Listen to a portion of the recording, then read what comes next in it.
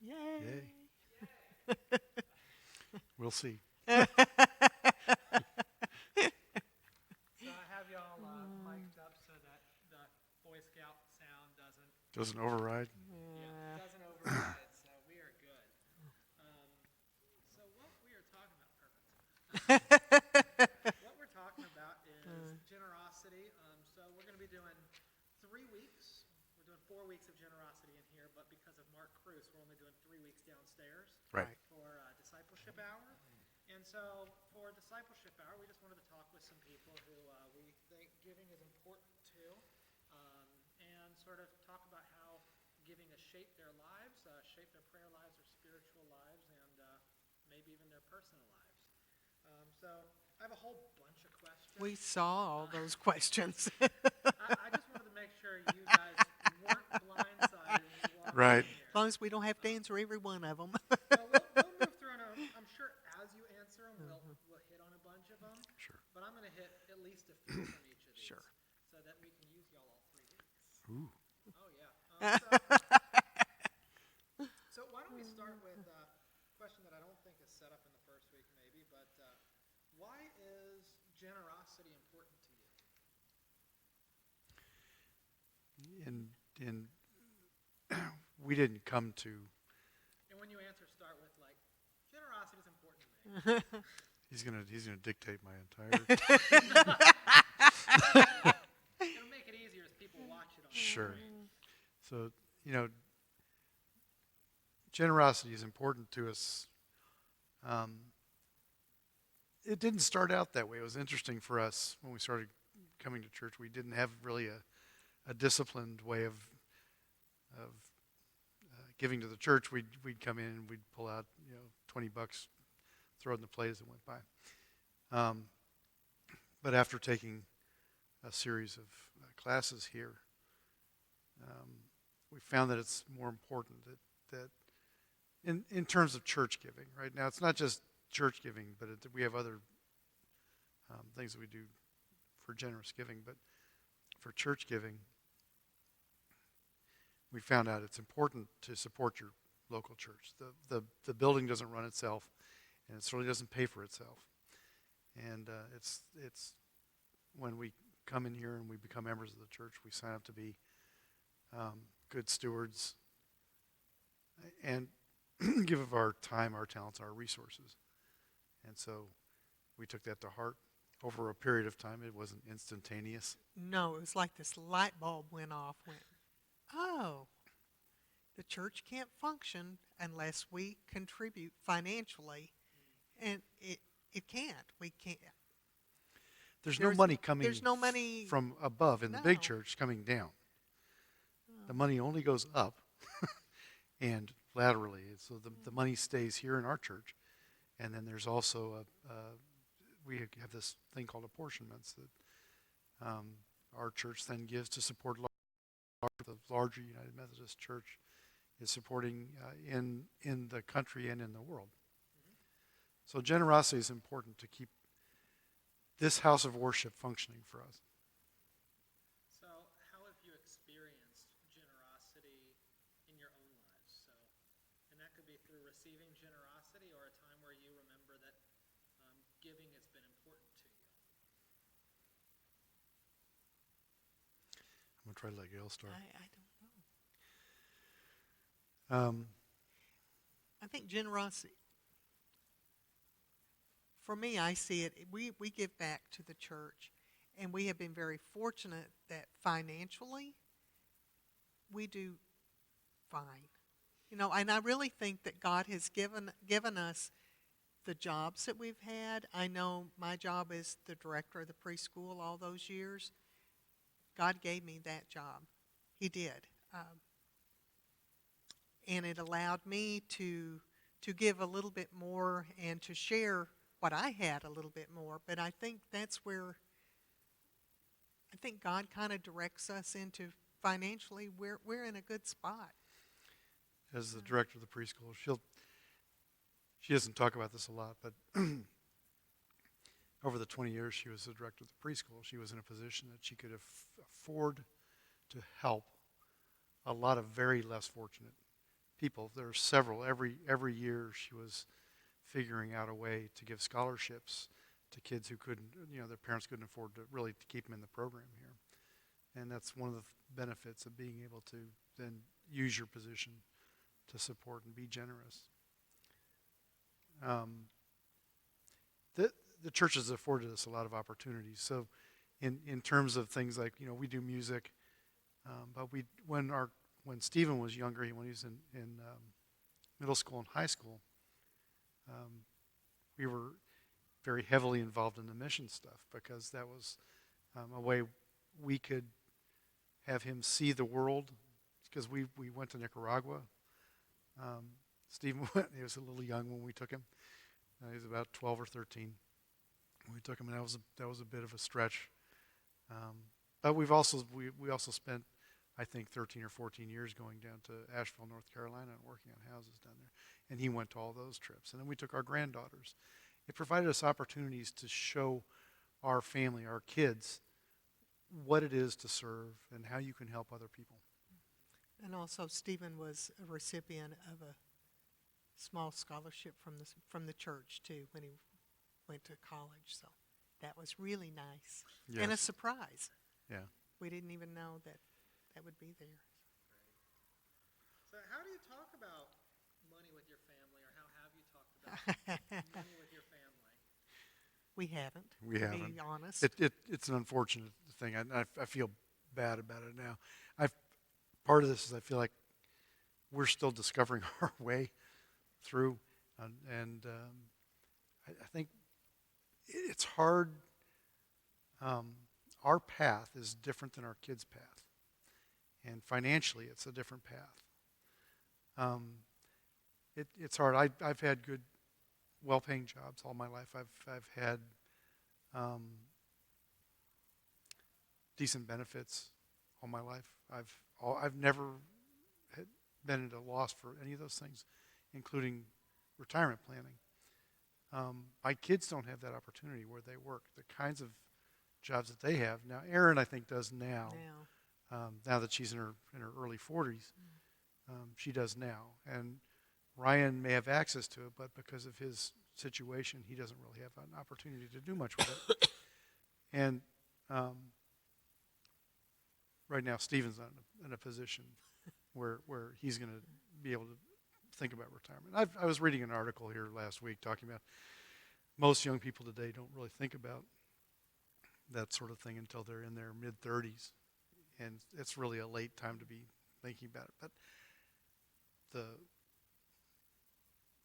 the jobs in this country are different now. But as far as giving to the church, we were very I'll be honest, we were neglectful. They know we give to the church. Stephen knows because, we would always do it, but we never sat down and talked to him or even the older kids about it. So you say you were neglectful. Because, How could you see a better way of that being done? What would it look like to you for somebody, if you had the chance to start all over again with it, what would it Sure. look like to talk to your kids about giving? tell them how important it is to give to the church and why. Now, I remember when growing up, going to church, and I got an allowance. I think it was like 50 cents a week, maybe. And I remember taking part of that and would give it to Sunday school every week. But we never sat down and talked about it. And I think if we had to do it all over again, start when they were very young. And if they have an allowance, well, this is yours, but you need to give part of it to the church and explain to them why. We just never did. Well, we started with the older kids. They didn't really go to church with us. Well, Stephen's, yeah, I took them when. yeah, Gail did when they were very young, right? Yeah, but after we got married. After we got married, we didn't. Well, we were military and we were traveling and. Yeah, we got to wondering about that. It's a different. I grew up in the military, so the giving thing is a funny thing to me a little bit because, I grew up Catholic, and my parents, we went to church every week, but we went to a military chapel. At that point, what I'm giving, where's that going? It's not supporting the local church because that's not how they operate. They're all funded. The government funds the churches on the military bases, and so they don't need the needs of the churches outside of the military. It's a different animal. And it just dawned on me. We were talking about your questions the Yeah. other day. It's like, I hadn't really thought about it. I hadn't thought about it. They're good questions. I didn't come up with them. No. It's interesting. It is an interesting point. It depends on your context, It right? does. A lot of giving depends on your context. Let's talk about our context as it pertains to how we've been able to receive generosity from maybe a particular person or from our church, or as a way you see God has offered you generosity before. And I think you've touched on these three things, but in what ways have you received generosity in your life? As far as from the church, supporting the mission programs, because as we were going on the mission trips, the church family would come together, and some of the money that was They would used fund part of would it. fund part of our trip, which was a very generous activity on the part of the Another church. time, recently, with generosity for us too, I don't know, but back in December, I fell and broke my hip.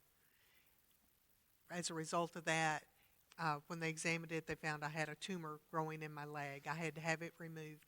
Both those times in December, then again in March, very generous people here at the church brought us food.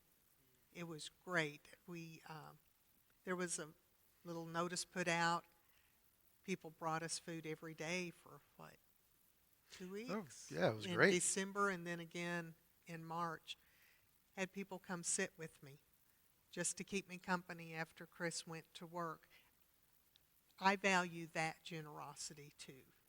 Not only the money part of it, but people being generous with their time, bringing us food, just keeping us company, calling and checking on us, making sure we were fine if we needed anything. So that was a big, big thing for me. I think y'all knocked those out of the park. One last question from that first week. How does your relationship with God affect how you earn and save money? So not about giving, but how does your relationship with God affect how you earn and save money? Part of the saving is that you need to be good stewards of your own money. We part of this is living within your means, Yeah. and part of that you're living within your means, and you're not living too extravagantly, so you don't have this huge load of debt that you're carrying around.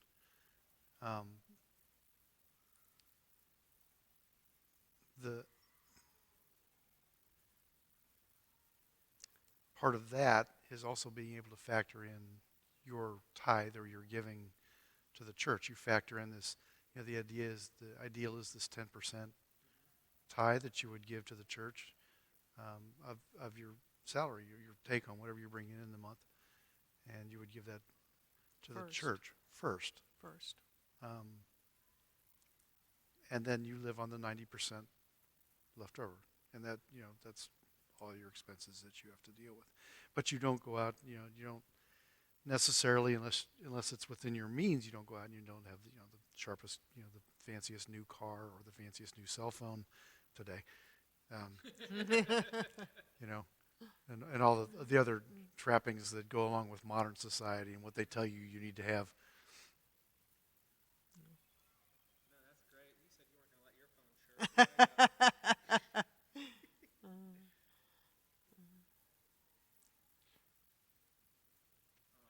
Just so you get a picture of Xander's lip. I'll figure out what that is. That girl just started walking. It could be anything. Oh, Oh, my goodness. Busy. All right, so what motivates you to support the ministries of Warrenton United Methodist Church? Start this one with, I support my church because. I support my church, not this church, my church, because I love our church. I don't know any other reason or any other way to put it is that I love our church. I love my church family. I love everything about this church. And it's become a very important part of our lives that it's just. it's like, we support our church because it's our home, right? It's like our other home we have, but this is our home. This is we moved out here from. I'll let Gail. Okay, yeah. It became very important to us.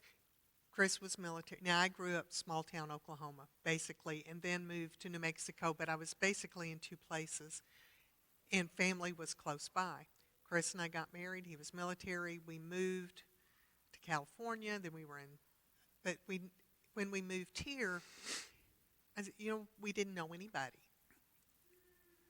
No, we just had our little bitty family, but we didn't know anyone, and our families are in Texas and Oklahoma, far away. So Chris and I were talking, and I said, we really should need to get involved in a church. If something should happen, we're here all by ourselves. Our families are far away, so it became a motivator for us to begin involved in the church, to get to know people, so that we would have a church family that would take the place of our family that was so far away, somebody that we could depend on, and we have. And we have. It's paid off for us. Several times. Whenever our church family was always there, we pick up a phone and. So I love what you're saying here, because one of the things that we point out in our modern culture is we're a really consumerist culture, and something that's big with the consumerist culture is this push towards the individual. Right. And we love being individuals, and to be a part of this culture today means that we don't really lean on our families anymore. Right. So to lean on our family in a church is really countercultural. It's a countercultural movement that we're a part of today, because we live in a place where we are not encouraged to make those important relationships an important part of our lives, because there's always going to be more money to make and more money Sure. to spend. That's right. And here in American culture, we're taught to pull ourselves up by our bootstraps, and we take care of ourselves and our own. Right? You need to expand your own so that they can help you. So you expand your own as your church family. They can help us. But a lot of times it ends up you've been pulling yourself up by your bootstraps for so long and not paying attention to this other part of your family that when you need them, you forgot to build the relationships that you need.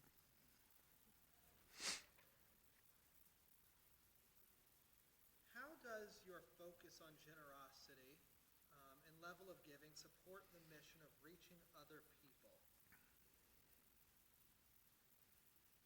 We're going to skip that question. I like that question. I read that one a couple of times. And went, what? What do you think the Bible says about how we should use our money?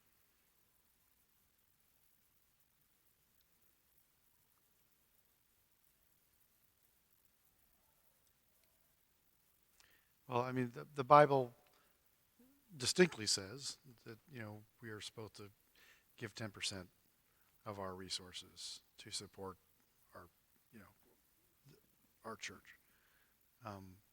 That's, that's kind of always been there. And, we don't spend a lot of time talking about it because it's hard thing to talk about. With money is just difficult for people to talk about anyway, in an open forum. But you look at how Jesus lived, and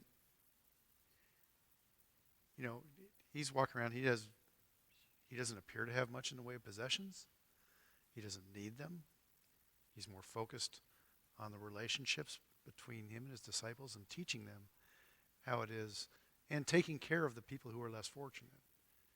He's living this extravagant life because he's very open to be able to just move around and spread the good news to the people who are following him, and it's eye-opening, and he starts to grow crowds paying attention to this new message that's coming out. And to take care of those less fortunate. I mean, we need to share what we have. That's good. Where in the world besides in your church is there evidence of the ministry of Warrenton UMC? We were talking about that.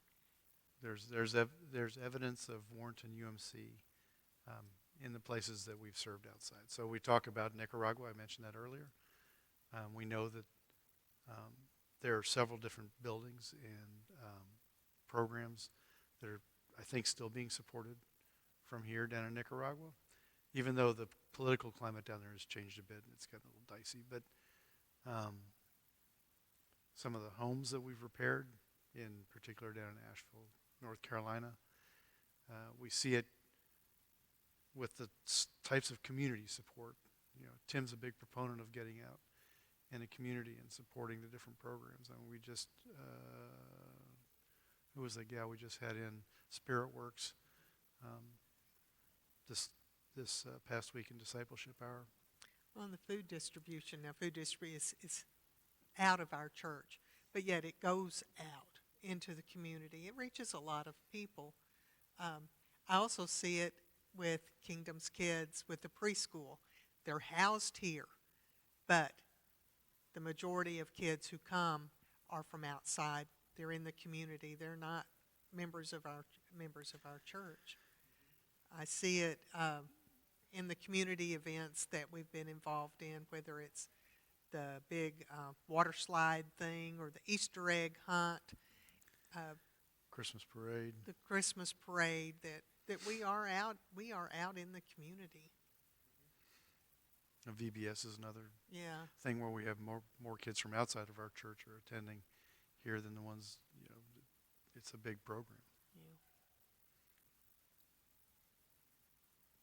What are some obstacles you found that make it hard to give as much as you would like? Student loan debt.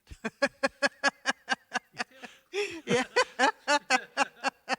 Yes. Yeah, I they're, owe a house in that. Yeah. we Just- yeah, A house payment's A house, a house payment. preach. Yeah.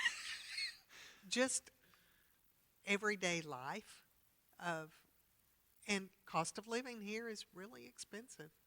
It is. You have, housing is expensive, food is, if you have a family, all of that, and it can make it difficult Yeah, because there's just so much that you can stretch. Yeah, I know that for us, I mean, we have, now this is us, our personal family. I mean, we're helping our kids out in some cases, not exorbitantly or anything like that, but, we help our kids out, which I think is, you do that as a parent. You help them out. But like Gail said, I mean, just the cost of living here is, we came from Texas. It was, Ohio, I got you. oh You my got it. goodness, it was so different. Uh, But that, I mean, I just think life gets in the way. life gets in the way. Yeah, and I think that's what makes it so important when you were talking about how we live Mhm. and how much we're spending and how we're saving. That ends up being a pretty big obstacle, It is. especially when you end up borrowing all that when you're still young and you don't realize how much you want to give. Right. Right. Because it traps you in there pretty well. It does, and you have to have a place to live. You have to have. We don't live anywhere fancy. But just even living modestly takes a lot of money. Yeah. It does. The Alice report I handed out a few weeks ago at the first blast, it says to live in Fauquier County, the household survival rate for a family of four, and that's a family of four, two parents, a child about 7, and an infant, which Mhm. is sort of what we have. Sort it's of. $92,000 a year. And you're way down here. And the median income is $94,000 Right. a year. Yes.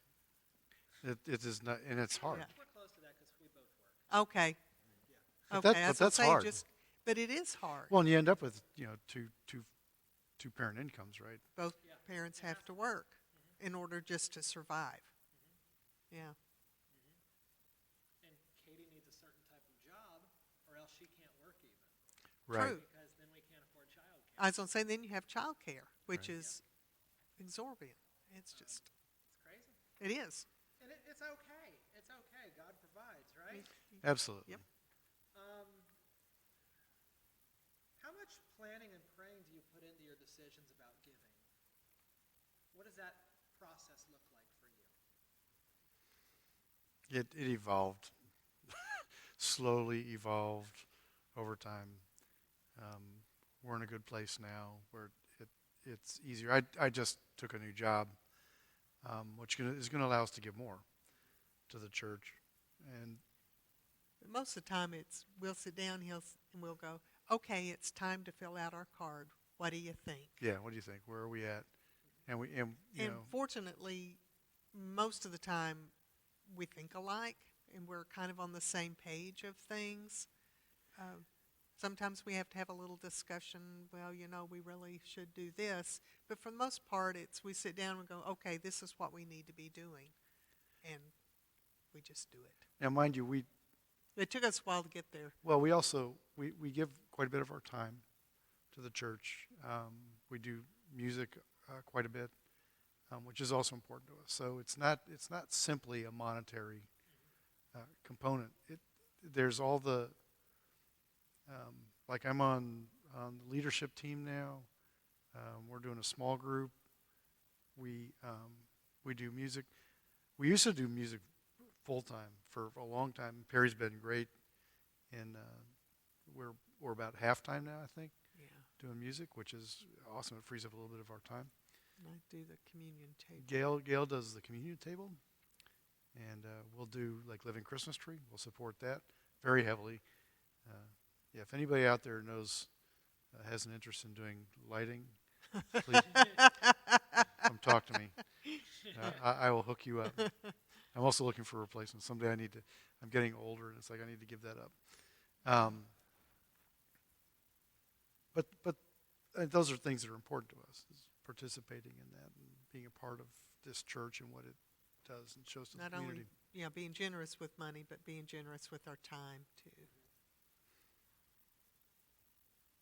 Can you remember a time when you made a commitment to grow in your generosity? When we first started doing discipleship classes here, this is probably 20 years ago. This is when we really weren't given much. And through the course of learning what it is to be a discerning Christian and to be a good disciple, was you have to play the part.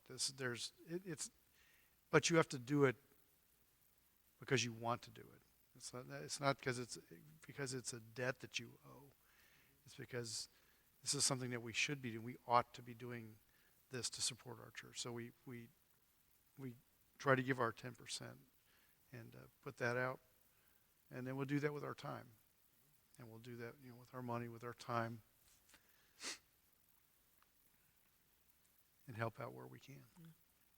Love it. We're in the final week. We're flying. Woohoo! This is all good. How do your beliefs about who God is shape your giving? Wow.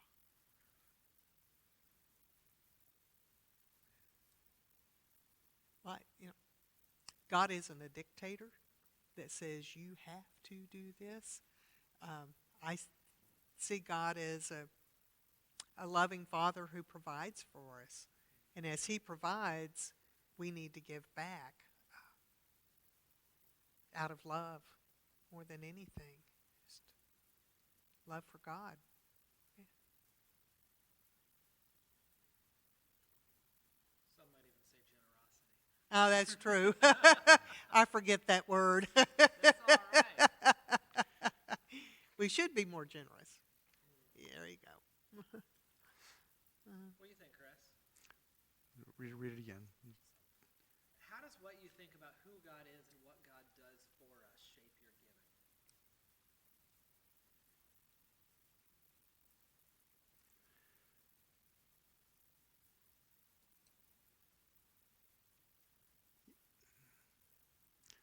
It's difficult to put in words.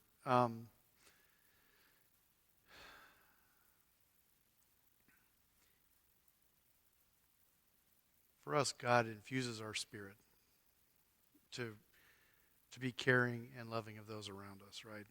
To build our, we have our relationship with God and our relationship with others, and it's important for us to help those around us. So I think because of that and understanding that relationship, that helps us to be more generous in helping the others around us. If we did not have God, what would we do? What would be our driving force to do any of this? We wouldn't have it. So, we'd end up like little hermits, over there counting my coins, and, just taking care of myself and my family. And that would be it.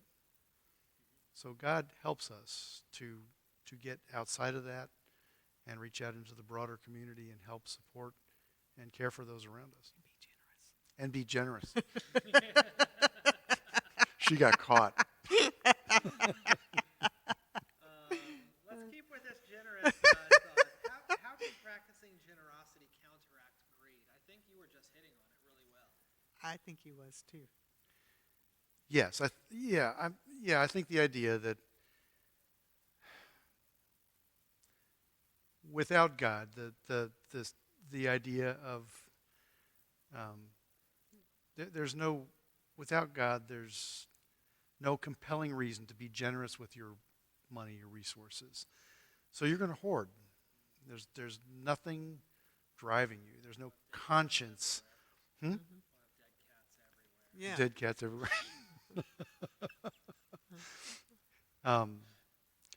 Right. But, without God's love indwelling inside of us, and each of us in this church, and not just in our church, in the broader church, this idea needs to grow. I think we've gotten kind of away from it here in modern times in the last, I don't know, I'm going to say 20 years. There's nothing magical about that number, but you notice it over time, where the marketing machine out in the secular world is becoming all-consuming.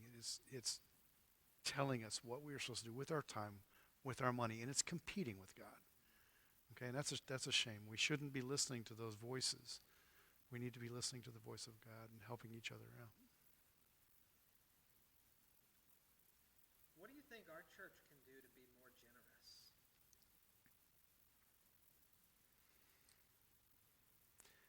I think our church can help to be more generous. Part of it is this program that we're talking about here right now, this generosity program, and trying to infuse this idea into all the members of the church, all the people who are coming to church, and get them to, we want them to help out where they can, and to build, this goal is not unachievable. Getting to 10%, it may seem like a horribly hard thing to do. It's not as bad as you think it is. The returns that you get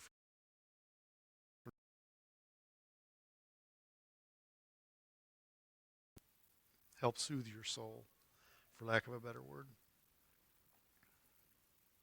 What do you think, Gail? Read the question again. What do you think our church can do to become more generous? I think a lot of it is just education. And I know there were several years where generosity was not talked about. It was kind of mentioned a little bit, but I think education more than anything, so that people understand why it's important to be generous with your money and your time. Why do you do this? Because I think a lot of them people just don't understand. They don't know. Yeah, I think that's good.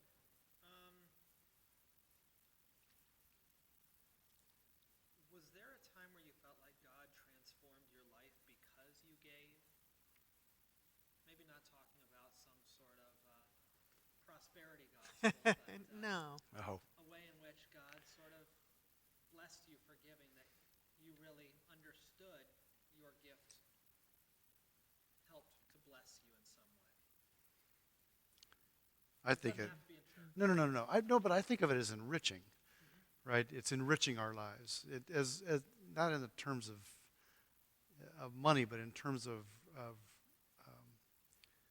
relationships, um, in terms of things that we have the opportunity to participate in here, because we have made use of a lot of the different opportunities that are provided here.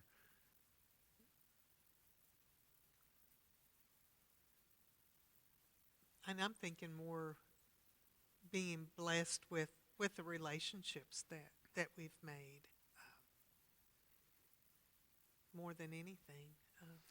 The original thing that we were talking about was about why is the church family important to us? Because we're dislocated from our immediate family. But that form of enrichment, that has been a great blessing to us and our family. Being able to also contribute to, like when Katrina's the only name I can think of for the hurricane, but being able to make, what are those?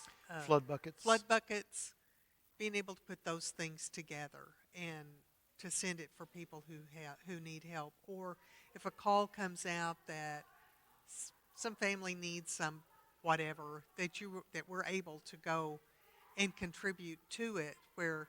I'm going to kill these doors. Okay. All right. Just in case. Yeah. They may be coming up.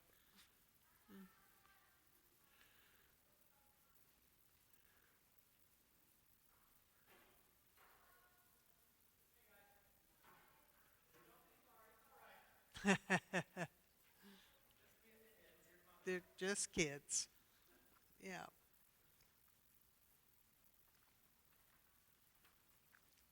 I hate to do this, but why don't you start that answer over? Okay, tell me the question again. I think it was there a time you felt God transformed your life because you gave or through your gifts? And again, I think through our generosity, through giving, because we do contribute to, like, whenever Hurricane Katrina came through, we put together flood buckets. School, when school starts, they're asked for school supplies. Anytime we can contribute to that, it's a blessing. It makes my heart happy that I can share what I have with others who for whatever reason, are less fortunate and who are in time of need. That makes my heart happy. That's a good answer. Can you think of a time where it felt like you were giving sacrificially? And what I mean by that is it hurt to, or it was a little bit scary to give. When we first I'm gonna let her do this. She does She seems money. like she knows the She's answer. the money. when we first made this commitment that we are going to give this amount, it was a scary amount. Honestly, it was not a sacrifice. It really wasn't. But it was scary for me. At that time, I was writing a check. It was scary for me to write that check. But we did it. Now I do it online, and I don't ever notice it. But and you don't notice. It's gone before we know it, right? No, and it feels good to be able to give that and not miss it. But it was scary. So let's go with the final question then, which sort of talks about it feels good to be able to give that. Mm-hmm.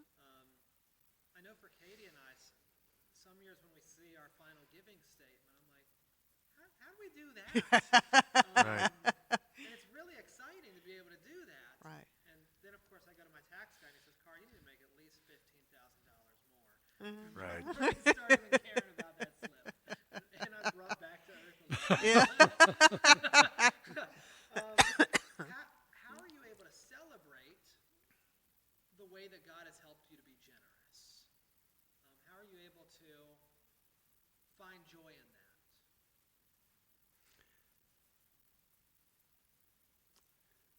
I think I don't know. For me, this has become our way of life. So for us, we find joy in the things that we do. We come to service every week when we can. and we'll do music, when we're called to do the music. And when we miss out on a week, it feels odd to us. We come in. The week isn't right. The week is not right because Not right. it's important to us to come in and we need to see our family. And so we come in. I love the passing of the peace section in church right now. At times it's been different, and it's ebbed and flowed over how we go about that. I like the way we're doing it now at the 9:30 in particular, the 9 o'clock service, because that's when we're doing. But it used to be a 1 minute turn around, shake hands, around, don't move, and now we're all moving. It's kind of, I don't know if that's by design, but I kind of like that. We get to run around I and just don't say hey have to our enough family. time. No, it's like she's one of the hard ones.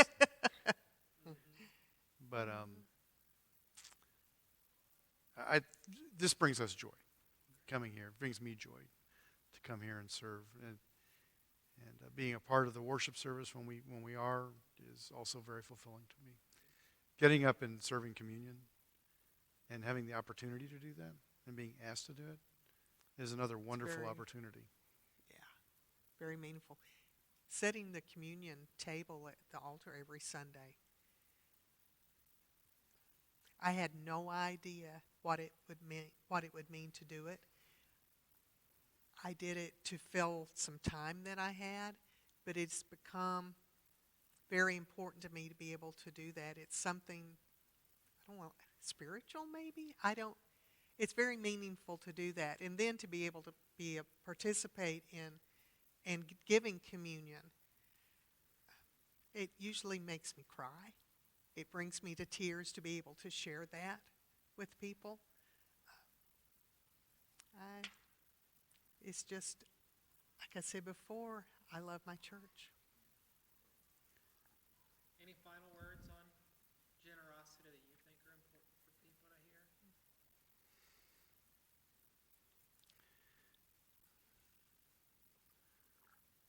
to hear? If you can, I think people should at least be open to understanding and hearing what others are doing. Don't think of it. The hard part is to get past the idea that you have a fixed amount of resources and you don't want people grabbing for your resources. And I sort of get that. But the rewards that you get just naturally by being generous are without measure. It'll bring you a lot of joy. It's being generous. Make your heart happy. Great. That was perfect. I loved it. Awesome. This was the best interview we've had yet. Oh. And you've had what? One? This was the first one. This was the first one. Oh no, I didn't press record. Oh, no. Really?